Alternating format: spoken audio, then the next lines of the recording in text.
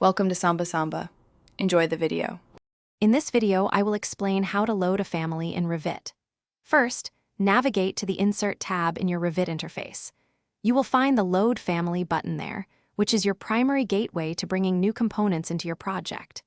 This process is fundamental for populating your models with the necessary architectural, structural, or MEP elements. We will explore three main methods for achieving this efficiently. The most common way to load families is through the Load Family command on the Insert tab. Clicking this opens a dialog box where you can browse Revit's extensive content library. Navigate through the folders to find categories like Doors, Windows, or Casework.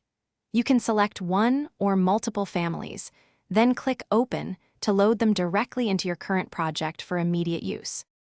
For custom or downloaded families, you have two main options. You can simply drag and drop an RFA file from your File Explorer directly into an open Revit project.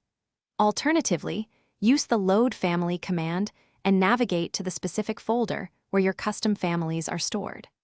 Always ensure the family's version is compatible with your Revit software to avoid any loading issues. If you need to bring families from an existing Revit project, there are efficient ways. You can copy and paste an element containing the desired family from one open project to another. For a broader transfer, use Transfer Project Standards from the Manage tab. This allows you to select specific family categories, like wall types or annotation symbols, to import them into your current project quickly. Thanks for watching. Consider subscribing if we helped you.